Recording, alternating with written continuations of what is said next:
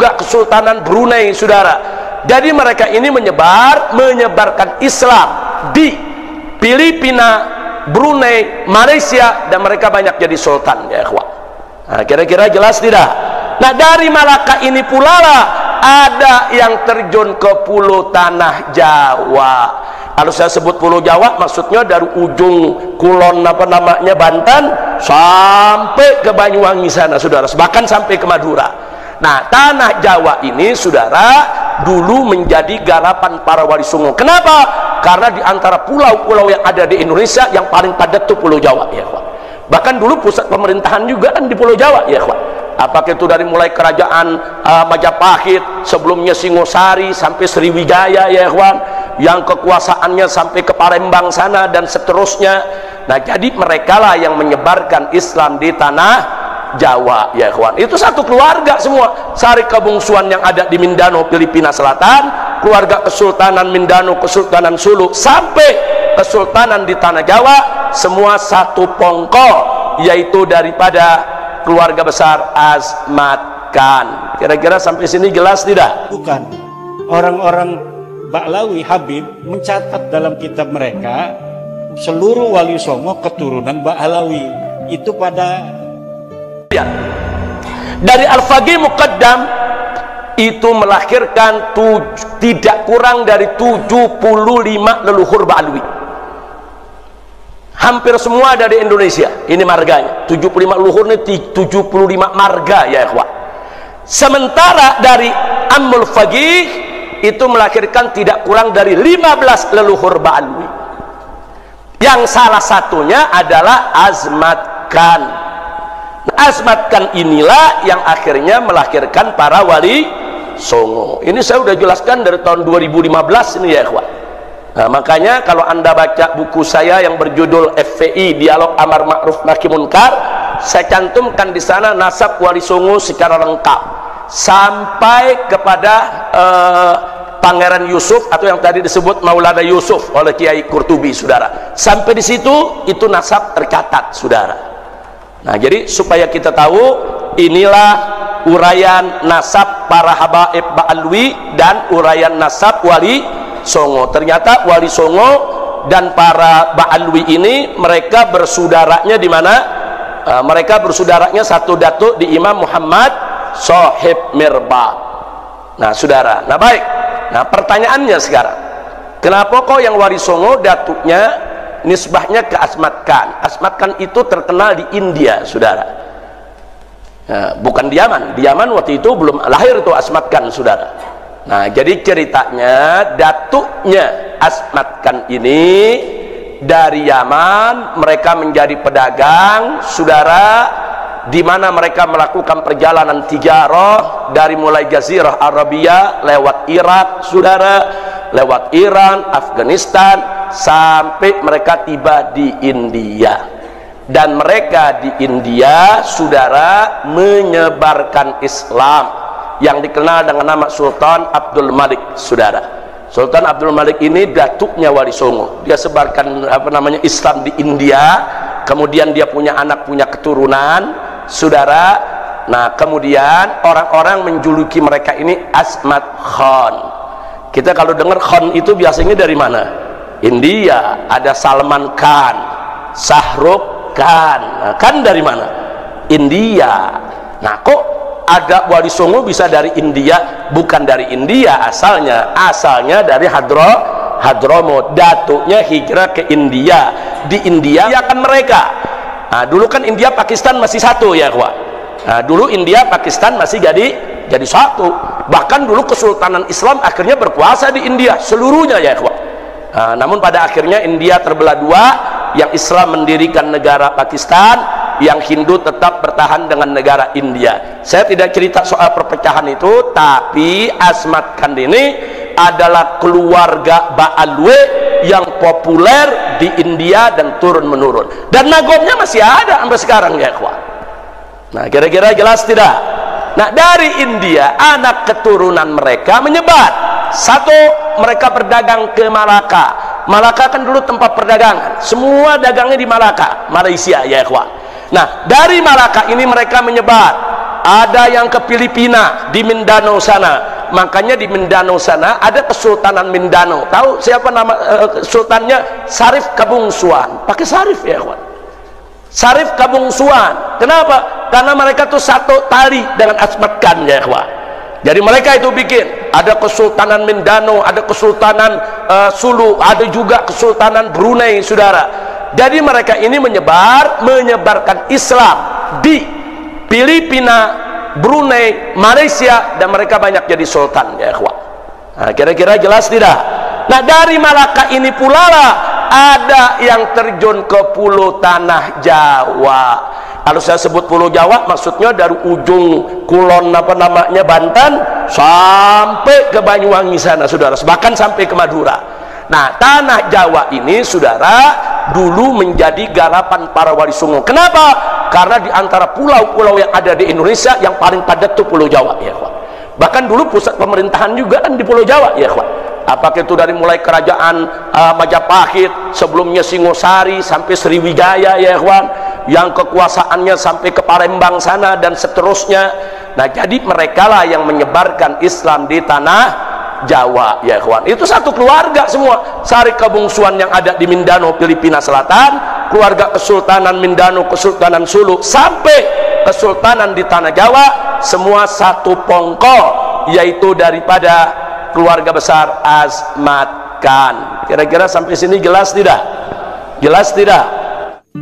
Mengenai pertanyaan selanjutnya, Wali Songo nasabnya ke Ba'alawi bukan. Orang-orang Ba'alawi Habib mencatat dalam kitab mereka seluruh Wali Songo keturunan Ba'alawi. Itu pada tahun berapa? Baru pada tahun 1984. Kitab cetakan Samsud Dhohiro yang ditambahi. Dulunya tidak masuk. 1984 cetakan baru kitab Nasab Ba'alawi mencantumkan terutama Kesultanan Banten yang dicantumkan sampai hari ini ada di dalam kitab Samsud Dhohiro itu. Kita ini mantan Ba'alawi. Tahun 2012 saya itu menjadi pencatat nasab bersama teman-teman dari keluarga Kesultanan Banten, itu masih ke Ba'alawi karena belum ditemukan keraguan waktu itu. Nah, keraguannya timbul ketika kitab nasab mereka itu mencatat Samsud Dhohiro itu keluarga Kesultanan Banten, kemudian keluarga lain, seluruh Wali Songo, hanya dicatat beberapa generasi bahwa ini ke apa Ba'alawi gitu. Tapi tidak dicatat sampai bawah. Kalau Kesultanan Banten dicatat sampai bawah, sampai tahun 1808. Jadi sampai Sultan terakhir, Sultan Sapiuddin. Nah, kalau Sunan Giri hanya Sunan Girinya saja gitu. Sunan yang lain, Sunan yang lainnya saja. Tapi kalau Kesultanan Banten dicatat sampai tahun 1808. Keturunan Sultan Sapiuddin sampai Sultan hari ini. Cuma Sultan budaya. Itu masih ada di dalam kitab Samsud Dhohiro.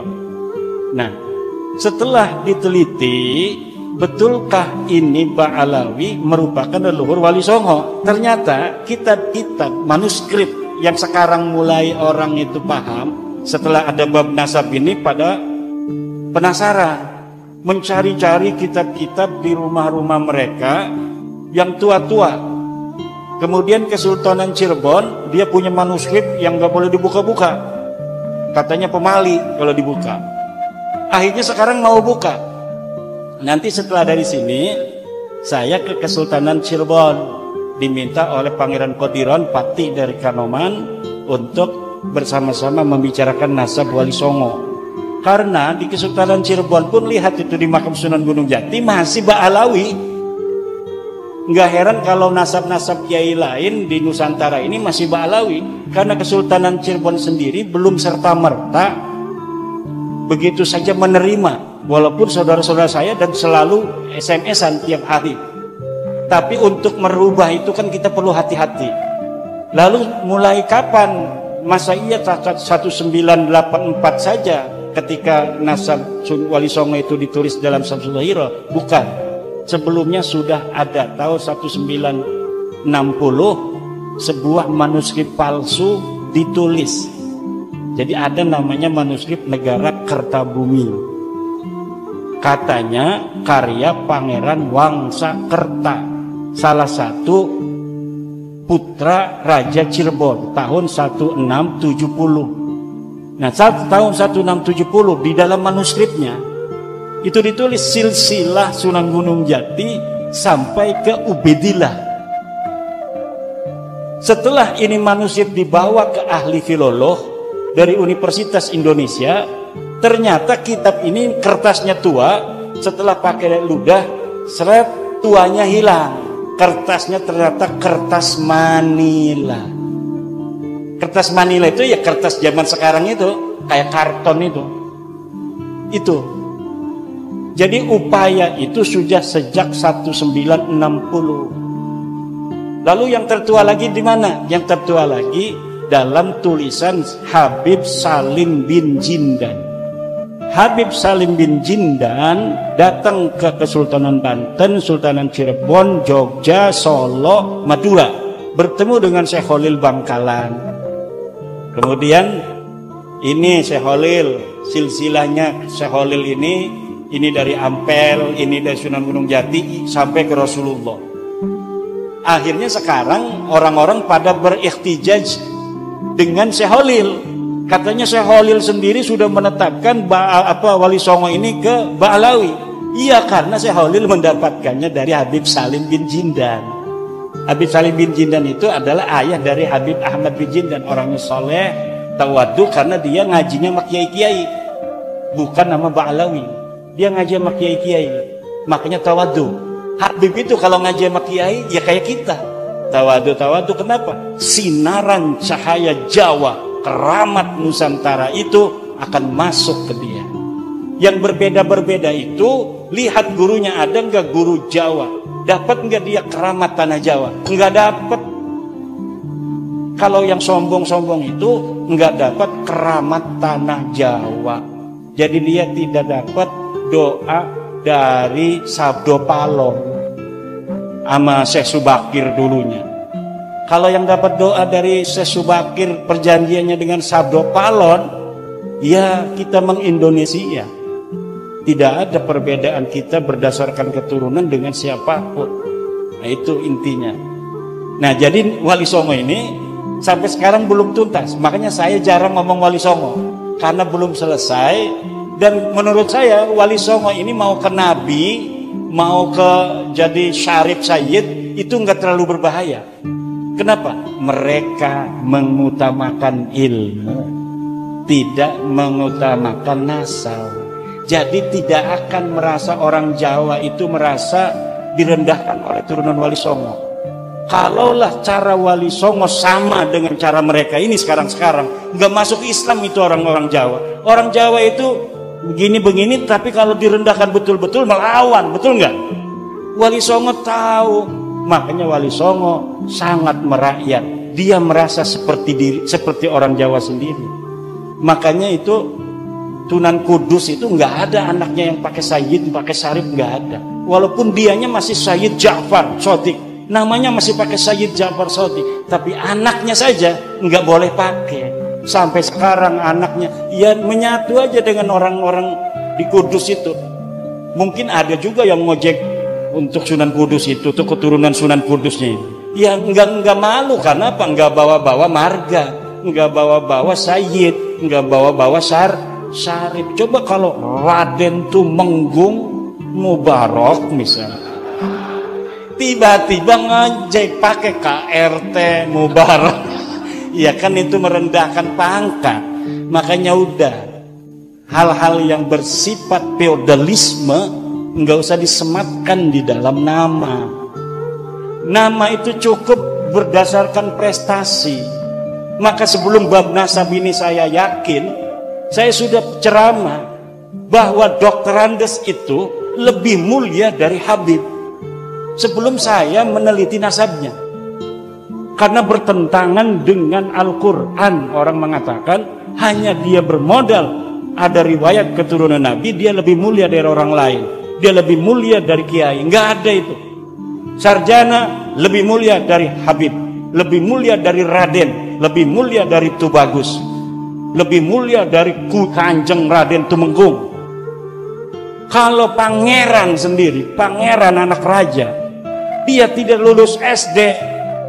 Ada orang biasa tukang kolektor, dia adalah S1. Lebih mulia tukang kolektor itu yang anaknya jadi S1 daripada raja yang menurunkan pangeran yang tidak lulus SD acan.